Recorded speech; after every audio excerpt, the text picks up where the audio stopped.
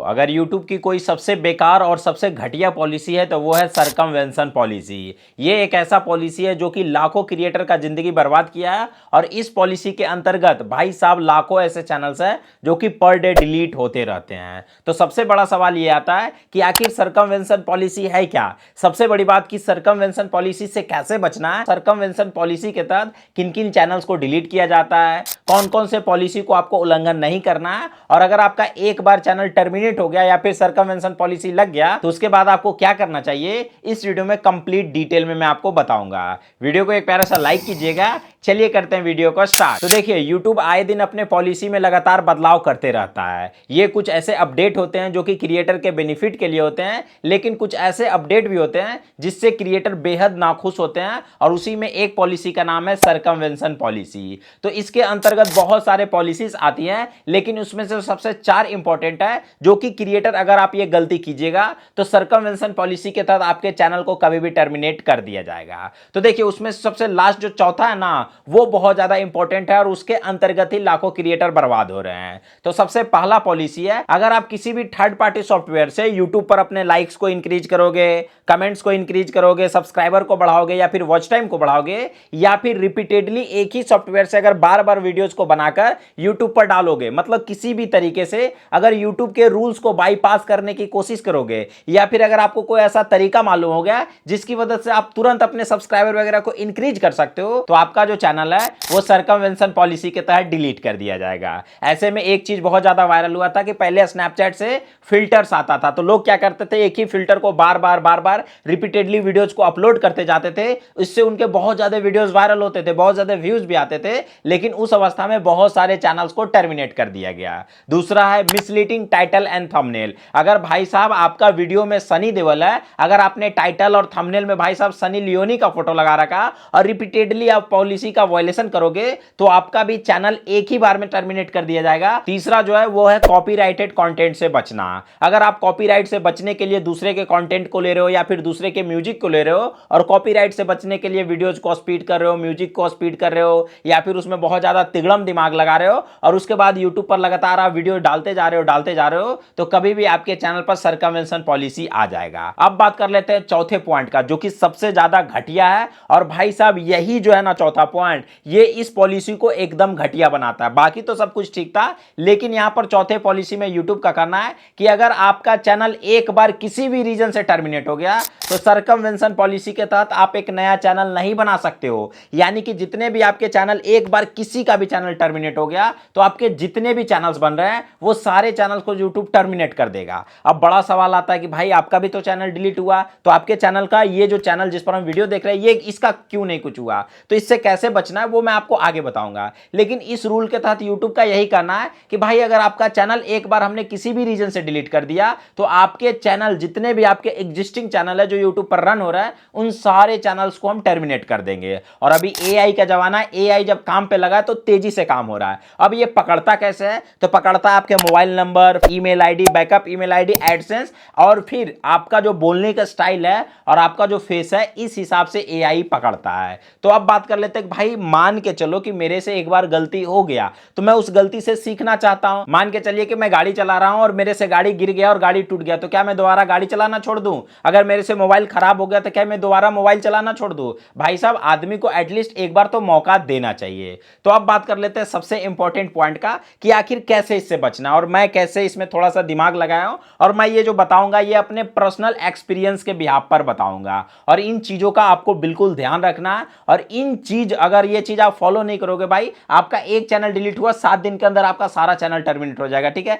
इसलिए एक एक पॉइंट को एकदम ध्यान से समझिएगा। सबसे पहला जो यूट्यूब पकड़ता है वो पकड़ता है आपके ईमेल आईडी और फोन नंबर से। अगर आपका कोई चैनल टर्मिनेट हुआ, अगर उसमें आपका ईमेल आईडी लिंक रहेगा, मोबाइल नंबर लिंक रहेगा, या फिर बैकअप में आपका ईमेल आईडी डला हुआ और उससे कोई भी एग्जिस्टिंग चैनल है तो वो चैनल भी टर्मिनेट कर देगा। अगर उससे कोई और ईमेल आईडी और चैनल लिंक रहेगा तो उसको भी टर्मिनेट कर देगा। तो अगर आपका एक बार कोई चैनल ये सरकमवेंशन पॉलिसी के तहत डिलीट हुआ या फिर उसमें कुछ भी हुआ है तो मैं आपको रिकमेंड करूंगा कि सारे चैनल्स में email ID, backup email ID और बैकअप फोन नंबर को अलग अलग करके रखिए और एक दूसरे से लिंक बिल्कुल भी मत रखिए। अब बात कर लेते हैं दूसरा पॉइंट, एडसेंस का। अगर आपके एक ही एडसेंस से मल्टीपल चैनल कनेक्ट है तो अगर आपका गलती से एक चैनल टर्मिनेट हुआ तो जितने भी चैनल उस एडसेंस से कनेक्ट रहेंगे आगे वो सारे चैनल को यूट्यूब टर्मिनेट कर देगा, क्योंकि उसको पकड़ना आसान है और वो तुरंत हिस्ट्री चेक कर लेगा। आपका फेस और वॉइस से बहुत लेट पकड़ता है और कभी कभी नहीं भी पकड़ पाता है, और मैं आपको ऐसे बहुत सारे एग्जाम्पल दूंगा जिसको यूट्यूब ने बख्श दिया, यानी कि यूट्यूब ने छोड़ दिया। अब बात कर लेते हैं तीसरे बचाव का, सेम फोन।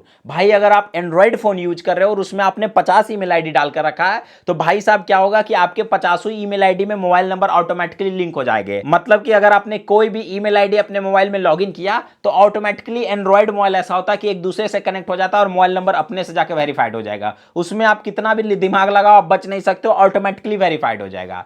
तो एक ही मोबाइल में आपको मल्टीपल चैनल्स को नहीं रखना है। अगर कभी भी आपके साथ ऐसा कुछ केस होता है तो कुछ नहीं कीजिए, जो चैनल उसमें पड़ा हुआ था, बाकी जितने भी फ्रेश थे सारे का email ID, backup email ID, mobile number, हर चीज अलग कीजिए और उस वाले फोन से बिल्कुल नया फोन में लॉगिन कर लीजिए। और मैं तो आपको सजेस्ट करूंगा, अगर आपसे पार लगता है तो भाई लैपटॉप या फिर विंडोज में यूज किया कीजिए, इसमें आपको दिक्कत वाली बात नहीं है। और मेरे केस में एक सुविधा यह हुआ कि भाई साहब मैं आईफोन यूज करता था और मेरा हर चीज अलग था, एडसेंस अलग था, भाई साहब mobile number, backup email ID, जितना भी चीज था मेरा ऑलरेडी सारा अलग अलग था और मेरे पास आईफोन था, तो वो जल्दी एक दूसरे से कनेक्ट नहीं हो पाया। अब बात कर लेते हैं सबसे इंपॉर्टेंट कि भाई साहब मेरा चैनल कैसे बचा और मेरा चैनल अभी तक सर्कमवेंशन पॉलिसी के तहत क्यों नहीं डिलीट हुआ। तो सबसे बड़ी बात, क्योंकि ये सवाल मेरे से बहुत ज्यादा लोग पूछते रहते हैं, तो सबसे बड़ी बात, अगर आप पूछ रहे हैं भाई तो बहुत अच्छी बात है, क्योंकि आप मेरा केयर करते हैं। लेकिन अगर आप ये चाह रहे हैं कि मेरे चैनल पे भी सर्कमवेंशन लग जाए तो भाई ये बहुत दुख की बात है, क्योंकि मैं बहुत ज़्यादा डिप्रेशन से बहुत दिनों में अच्छे तरीके से उभरा हूं। तो देखिए अब क्या है कि मैं अपना एग्जाम्पल देता हूं। सबसे बड़ी बात यह है कि ऐसे मैंने बहुत सारे केस देखे हैं, जैसे यूट्यूब वाले बाबा का भी एक बार चैनल डिलीट हो चुका है, नित्या के सपोर्ट का भी चैनल डिलीट हो चुका है। हाल फिलहाल में लगता है 2-4-5 महीना पहले SBJ क्लासेस करके एक यूट्यूब चैनल था, उसको भी यूट्यूब ने टर्मिनेट किया था। बट उनके बाकी के जितने भी चैनल्स थे अभी वो चल रहे हैं और उन्होंने नया चैनल बनाया, वो भी चैनल उनका चल रहा है। मतलब कि अगर आपके चैनल्स के ऊपर, अगर आपका चैनल फेस कैम है तो उसमें यूट्यूब थोड़ा बहुत रिलीफ देता है। मतलब काफी हद तक ऐसा केस देखा गया है कि आपके चैनल को यूट्यूब टर्मिनेट नहीं करेगा। अगर एक बार चैनल डिलीट हो गया तो आपके चैनल पर सर्कमवेंशन पॉलिसी नहीं लगाएगा। अगर आप एक ओरिजिनल क्रिएटर हो और फेस कैम के साथ अगर आप वीडियोस बनाते हो तो उस पर यूट्यूब सर्कमवेंशन पॉलिसी नहीं लगाता। अगर आपका बैकअप ईमेल आईडी, ये सब एडसेंस वगैरह अलग रहा तो यूट्यूब आपको रिलीफ देगा। दूसरा, मैंने देखा कि सर्कमवेंशन पॉलिसी जितने भी लोग वॉइस ओवर करते हैं या फिर उनका फेसलेस चैनल है, भाई साहब उन पे सर्कमवेंशन पॉलिसी और यूट्यूब उनके पीछे हाथ धोकर पड़ा है। पता नहीं वो यूट्यूब का कोई पर्सनली दुश्मनी निभाता है उनसे क्या, मुझे तो कुछ समझ में नहीं आता। और एक चीज और एक पॉइंट जो मेरे से छूट रहा था, मैं आपको बता दूं,